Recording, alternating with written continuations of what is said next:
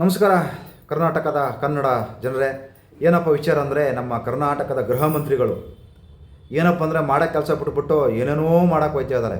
ಒಟ್ಟು ಏನಪ್ಪ ಅಂದರೆ ಒಂದು ಹೆಸರು ಸುದ್ದಿಯಲ್ಲಿ ಇರಬೇಕು, ನಾವು ಒಂದು ನಮ್ಮ ಹೆಸರು ಓಡಾಡ್ತಾ ಇರಬೇಕು ಮಾಧ್ಯಮದಲ್ಲಿ, ಪೇಪರ್ಗಳಲ್ಲಿ.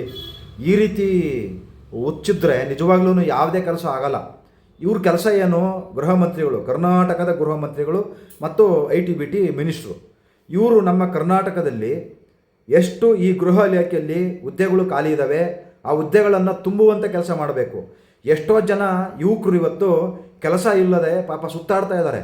ಅವರಿಗೆ ಕೆಲಸ ಇಲ್ಲ, ದಿನ ಅಲೀತಾ ಇದ್ದಾರೆ ಅಲ್ಲಿ ಇಲ್ಲಿ ಕೆಲಸಕ್ಕೆ, ದಿನ ಅಲ್ದಿ ಪಾಪ ತಲೆ ಕೆಟ್ಟೋಗಿದೆ. ಈ ಕೆಲಸಗಳು ತುಂಬಿ ನಿಮ್ಮ ಬೇಕಾದಷ್ಟು PC-ಗಳು ಇದ್ದಾವೆ, SP-ಗಳು ಹುದ್ದೆ ಇದ್ದಾವೆ, ಬೇಕಾದಷ್ಟು ಹುದ್ದೆಗಳು ಖಾಲಿ ಇದ್ದಾವೆ, ಅವನು ತುಂಬಿ. ಮತ್ತು ನಮ್ಮ ಉತ್ತರ ಕರ್ನಾಟಕ ಭಾಗದಲ್ಲಿ ಒಂದೇ ಒಂದು IT-BT ಕಂಪ್ನಿ ಇಲ್ಲ ಸರ್. ಪ್ರಿಯಾಂಕಾ ಖರ್ಗೆ ಅವರೇ, ಒಂದೇ ಒಂದು IT-BT ಕಂಪ್ನಿ ಇಲ್ಲ. ದಯವಿಟ್ಟು ನೀವು 3 ವರ್ಷ IT-BT ಕಂಪ್ನಿ ಆದ್ರಿ, ತಿರ್ಗಾ ಕೂಡ IT-BT ಕಂಪ್ನಿ ಮಂತ್ರಿ ಕೊಟ್ಟಿದ್ದಾರೆ, ಮತ್ತು ಅದ್ರ ಜೊತೆಗೆ ಗೃಹ ಇಲಾಖೆ ಕೂಡ ನಿಮಗೆ ಕೊಟ್ಟಿದ್ದಾರೆ.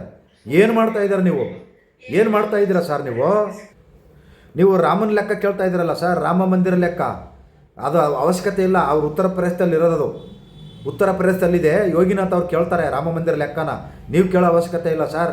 ಇಲ್ಲಿ ಕರ್ನಾಟಕದಲ್ಲಿ ಎಷ್ಟೋ ಸಾವಿರ ದೇವಸ್ಥಾನಗಳು ಮುಜರಾಯಿ ಇಲಾಖೆಲ್ಲವೇ, ಅದೆಲ್ಲ ಸರ್ಕಾರಕ್ಕೆ ಬರ್ತಾಯಿದೆ ದುಡ್ಡು. ಅದರ ಲೆಕ್ಕ ಯಾವ್ಯಾವ ದೇವಸ್ಥಾನ ಎಷ್ಟು ಬರುತ್ತೆ ಎಲ್ಲ ಖಂಡಿತವಾಗಿ ಬರ್ತಾ ಇದೆ ಅಲ್ವಾ? ಯಾವ್ದಾರ ಕರ್ನಾಟಕದಲ್ಲಿ ಮಿಸ್ ಆಗ್ತಾ ಇದೆಯಾ? ಚರ್ಚ್ಗಳಲ್ಲಿ ಲೆಕ್ಕ ಕೇಳಿ ಸರ್. ನೀವು ಬೇರೆ ರಾಜ್ಯಕ್ಕೇನು ಹೋಗಬೇಡಿ, ಕರ್ನಾಟಕದಲ್ಲಿ ಚರ್ಚ್ಗಳು ಲೆಕ್ಕ ಕೇಳಿ ಸರ್. ಚರ್ಚ್ಗೆ 1 ವರ್ಷಕ್ಕೆ ಎಷ್ಟು ದುಡ್ಡು ಬರ್ತಾ ಇದೆ? ಬೇಡ 1 ವರ್ಷಕ್ಕೆ ಬೇಡಪ್ಪ, 1 ತಿಂಗಳಿಗೆ ಎಷ್ಟು ದುಡ್ಡು ಬರ್ತಾ ಇದೆ? ಮಸೀದಿಗಳಿಗೆ ಎಷ್ಟು ದುಡ್ಡು ಬರ್ತಾ ಇದೆ? ಇದ್ರ ಲೆಕ್ಕ ಕೇಳಿದ್ದೀರಾ? ಕೇಳೋಕ್ಕಾಗತ್ತಾ ನಿಮ್ಮ ಕೈಲೇ? ಅದೇನಾರ ಕೇಳಕ್ಕೆ ಹೋದರೆ ಮಂತ್ರಿ ಸ್ಥಾನ ನಾಳೆ ಹೋಗ್ಬಿಡ್ತೈತಿ, ನಾಳೆನೇ ಹೋಗ್ಬಿಡ್ತೈತೆ ರೀ ನಿಮಗೆ ಮಂತ್ರಿ ಸ್ಥಾನ. ಚರ್ಚ್ ಲೆಕ್ಕ ಕೊಡಿ, ಮಸೀದಿ ಲೆಕ್ಕ ಕೊಡಿ ಅಂದರೆ ನಾಳೆನೇ ನಿಮ್ಮ ಮಂತ್ರಿಯಿಂದ ಕೆಳಗಿಳಿಸ್ಬಿಡ್ತಾರೆ. ನೀವು ರಾಮನ ಲೆಕ್ಕ ಕೇಳ್ತೀರಾ? ಇವತ್ತು ನಮ್ಮ ಭಾರತ ದೇಶದಲ್ಲಿ ಎಷ್ಟೋ ದೇವಸ್ಥಾನಗಳಿದ್ದಾವೆ, ಆ ದೇವಸ್ಥಾನದಿಂದ ಎಷ್ಟೋ ಜನರ ಜೀವನ ನಡೀತಾ ಇದೆ, ಎಷ್ಟೋ ಜನರ ಜೀವನ ನಡೀತಾ ಇದೆ ಗೊತ್ತಾ?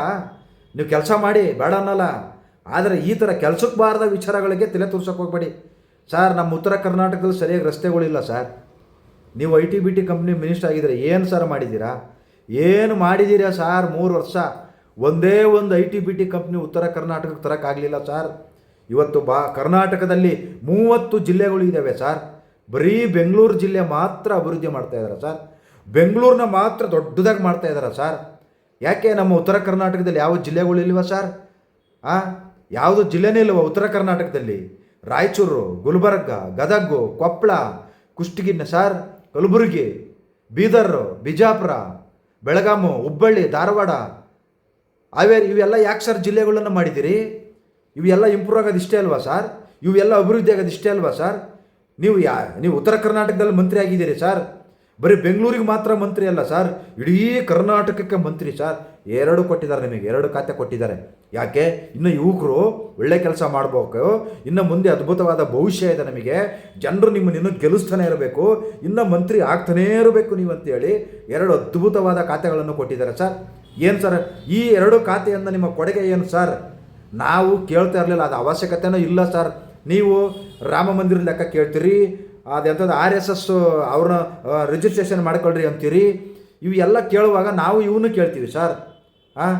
ಸರ್ ಇವತ್ತು ಅಯ್ಯಪ್ಪ ಸ್ವಾಮಿ ದೇವಸ್ಥಾನ ದುಡ್ಡು ಅದು ಲೆಕ್ಕ ಕೇಳ್ತೀರಾ ಸರ್? ನೀವು ಕೇಳೋಕ್ಕಾಗುತ್ತಾ ಸರ್? ನೀವು ಕೇಂದ್ರ ಮಂತ್ರಿ ಅಲ್ಲ, ಕರ್ನಾಟಕದ ಮಂತ್ರಿ. ಕೇಂದ್ರ ಮಂತ್ರಿಗಳು ಕೇಳ್ಕೊಂತಾರೆ, ಅಯ್ಯಪ್ಪ ಸ್ವಾಮಿ ಲೆಕ್ಕ ಕೊಡ್ರಿ, ತಿರುಪತಿ ಲೆಕ್ಕ ಕೊಡ್ರಿ, ರಾಮ ಮಂದಿರ ಲೆಕ್ಕ ಕೊಡ್ರಿ ಅಂತ. ಸರ್ ನೀವು ಕಾಂಗ್ರೆಸ್ನವ್ರು ಇದ್ದೀರಲ್ಲ ಸರ್, ರಾಮ ಮಂದಿರಕ್ಕೆ ಲೆಕ್ಕ ಕೇಳ್ತಾ ಇದ್ದೀರಲ್ಲ, ಒಂದೇ 1 ರೂಪಾಯಿ ಕೊಟ್ಟಿಲ್ಲ ಸರ್ ನೀವು ಯಾರನ್ನು, 1 ರೂಪಾಯಿ ಕೊಟ್ಟಿಲ್ಲ ನೀವು ಯಾರು, ಗೊತ್ತಾಯ್ತಾ? ಸಾರ್ವಜನಿಕರ ಕೊಟ್ಟಿರ್ತಕ್ಕಂಥ ದುಡ್ಡಲ್ಲಿ ರಾಮ ಮಂದಿರ ಕೊಟ್ಟಿದ್ದಾರೆ. ಆ ರಾಮ ವಿಗ್ರಹ ಅಮೇರಿಕದರೊಬ್ಬರು ಚಿನ್ನದ ವಿಗ್ರಹ ಕೊಡ್ತೀವಿ, ಎಷ್ಟು? 300 kg. ಅದನ್ನು ಬೇಡ ಅಂತ ಹೇಳಿದ್ರು, ನಾವು ಕಲ್ಲಲ್ಲೇ ಮಾಡ್ತೀವಿ, ಚಿನ್ನದ ಬೇಡ. ಯಾಕಂದರೆ ಹೇಳೋಕ್ಕಾಗಲ್ಲ, ಮುಂದೆ ಏನಾರು ಆದಾಗ ಅಕಸ್ಮಾತ್ ಅದನ್ನೇ ಉಳಿಸ್ಬಿಟ್ಟು ತಗೊಂಡು ಹೋಗೋ ಜನನೂ ಇರ್ತಾರೆ. ಅದರಿಂದ ನಾವು ಕಲ್ಲಲ್ಲೇ ರಾಮನ ವಿಗ್ರಹ ಮಾಡ್ತೀವಿ, ಚಿನ್ನದ ಬೇಡ ಅಂತ ಹೇಳಿದ್ರು ಸರ್.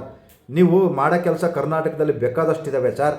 ನಮ್ಮ ಉತ್ತರ ಕರ್ನಾಟಕ ಭಾಗದ ಯುವಕರು ಸರ್, ನಿಮ್ಮ ಜಿಲ್ಲೆಯಲ್ಲೇ ಸರ್, ಬಳ್ಳಾರಿ ಜಿಲ್ಲೆ, ರಾಯಚೂರು ಜಿಲ್ಲೆ, ಕಲಬುರಗಿ, ಬೀದರ್, ಗುಲ್ಬರ್ಗ, ಗದಗ, ಬೇಕಾದಷ್ಟು ಜಿಲ್ಲೆಯಲ್ಲಿ ಕೆಲಸ ಇಲ್ಲ ಸರ್, ಅಲೀತಾ ಇದ್ದಾರೆ ಸರ್ ಹುಡುಗರು.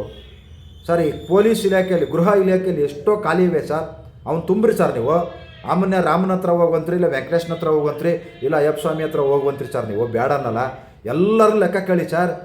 ಮಸೀದಿ ಲೆಕ್ಕ ಕೇಳಿ, ಚರ್ಚ್ ಲೆಕ್ಕ ಕೇಳಿ, ಬೇಡ ಅನ್ನಲ್ಲ. ಲೆಕ್ಕ ಕೇಳಿ, ನೀವು ಎಲ್ಲರೂ ಕೇಳಿ ಲೆಕ್ಕನ. ಬರೇ ನೀವು ಇದನ್ನೇ ಟಾರ್ಗೆಟ್ ಮಾಡಿಬಿಡಿ. ಈಗ ಹೇಳಿದರೆ ಕೋಮವಾದಿಗಳು ಯಾರು ಅಂತ ಗೊತ್ತಾಗುತ್ತೆ ನಿಮಗೆ, ಜನರಿಗೆ ಗೊತ್ತಾಗುತ್ತೆ ಯಾರು ಕೋಮವಾದಿಗಳು. ಇಲ್ಲಿ ಬೆಂಕಿ ಇಡೋ ಕೆಲಸ ಯಾರು ಸರ್ ಮಾಡ್ತಾ ಇರೋದು? ಬಿ ಜೆ ಪಿಯರ ನೀವು ಮಾಡ್ತಾ ಇರೋದು? ನೀವು ಸರ್ ಮಾಡ್ತಾ ಇರೋದು? ಯಾರಾದ್ರೂ ಬಿ ಜೆ ಪಿ ಸರ್ಕಾರದವ್ರು ಇದುವರೆಗೂ ಬಿ ಜೆ ಪಿಯವ್ರ ಮಂತ್ರಿಗಳು ಮಸೀದಿಲಿ ಲೆಕ್ಕ ಕೊಡಿ, ಚರ್ಚಲ್ಲಿ ಲೆಕ್ಕ ಕೊಡಿ ಅಂತ ಬಂದಿದ್ದಾರ ಸರ್? ಯಾರಾದ್ರೂ ಕೇಳಿದಾರ ಸರ್? ಇವೆಲ್ಲ ಒಂದು ಸಾರ್ವಜನಿಕರ ಆಸ್ತಿಗಳು ಇವೆಲ್ಲ, ಗೊತ್ತಾಯ್ತಾ? ಅದರಿಂದ ಯಾರಿಗೂ ಏನೂ ತೊಂದರೆ ಆಗ್ತಾ ಇಲ್ಲ. ಅದರಿಂದ ಮಾಡೋ ಕೆಲಸ ಬೇಕಾದಷ್ಟಿದೆ, ಮಾಡಿ ಅಂತಂದೇಳಿ ನಮ್ಮ ಕರ್ನಾಟಕದ ಗೃಹ ಮಂತ್ರಿಗಳನ್ನು ಮತ್ತು ITBT ಮಂತ್ರಿಗಳನ್ನು ಕೇಳ್ತಾ ಇದ್ದೀನಿ. ಉತ್ತರ ಕರ್ನಾಟಕ ಅಭಿವೃದ್ಧಿ ಮಾಡಿ, ಉತ್ತರ ಕರ್ನಾಟಕದಲ್ಲಿ ದೊಡ್ಡ ಟೌನ್ಶಿಪ್ಗಳು ಮಾಡಿ, ಒಂದು ದೊಡ್ಡ ಇಂಟರ್ನ್ಯಾಷನಲ್ ಏರ್ಪೋರ್ಟ್ ಮಾಡಿ, ಒಂದು ದೊಡ್ಡ ದೊಡ್ಡ ಇಂಜಿನಿಯರಿಂಗ್ ಕಾಲೇಜುಗಳು ಮಾಡಿ ಸರ್. ಬೇಡ ಅನ್ನಲ್ಲ ಸರ್. ನಿಮ್ಮನ್ನು ದೇವರಾಗಿ ಪೂಜೆ ಮಾಡ್ತಾರೆ ಸರ್ ಉತ್ತರ ಕರ್ನಾಟಕದವರು. ಈ ಕೆಲಸ ಮಾಡಿ ಸರ್. ಕೆಲಸಕ್ಕೆ ಬರದಿರ್ತಕ್ಕಂಥ ಕೆಲಸ ಮಾಡಬೇಕು ಹೋಗಬೇಡಿ. ಕೆಲಸಕ್ಕೆ ಬರೋ ಕೆಲಸ ಮಾಡಿ. ನೀವು ಮುಂದೆ ಮುಖ್ಯಮಂತ್ರಿನಾಗ್ಬೋದು, ಪ್ರಧಾನಮಂತ್ರಿನಾಗ್ಬೋದು ಸರ್ ನೀವು. ನಮಸ್ಕಾರ ಸರ್. ಜೈ ಹಿಂದ್, ಜೈ ಕರ್ನಾಟಕ. ಮತ್ತೆ